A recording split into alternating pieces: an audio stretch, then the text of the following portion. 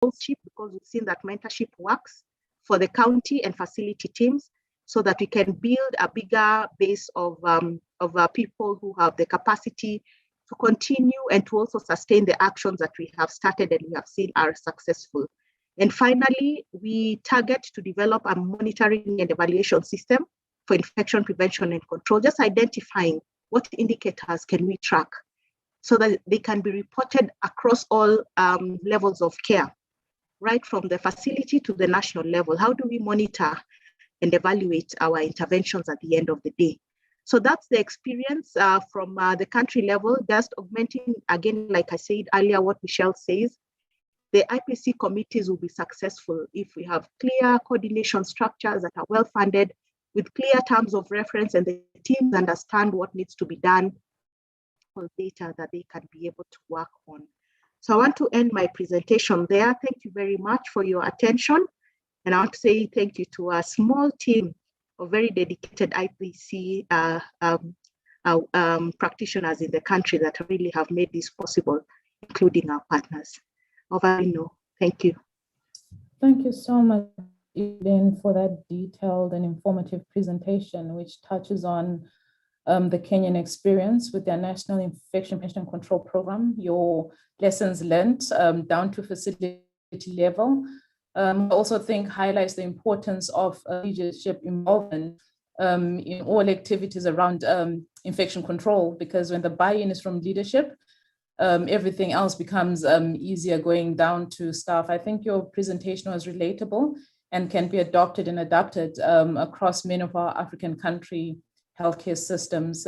Thank you so much for that presentation. At this point, I would like to thank all our presenters once again, Dr. Bakare. I'd like to thank Michelle, and I'd like to thank, as we move into our Q&A, I'd like to hand over to Lizzie to handle our Q&A. If you've got any questions to ask, please go ahead and post them in the Q&A so that they can be addressed. Over to you, Lizzie. Thank you so much, No. Good afternoon, good evening, and good morning, depending on where you're joining us from. And welcome to our Q&A session. And it has really been very informative. And without wasting so much of your time, I'm going to go straight to our first question, which I will direct. Right, Michelle, this is to you. Considering the COVID-19 outbreak, as we have brought so much attention and effort in fighting it, and in a way, there are some other programs that have been. So how have you ensured the continuity or the functionality of the infection control committees in your facility? Over to you, Michelle.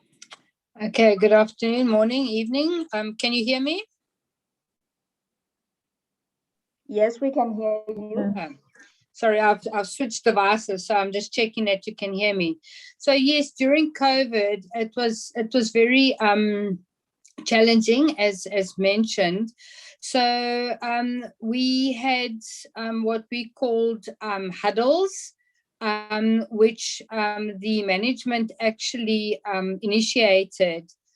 So of COVID, so that was your March, April, May, and then again in, I want to say November, December, January, for us here in the Western Cape, South Africa, we tended to meet 3 mornings a week on a Zoom, just for an hour, just to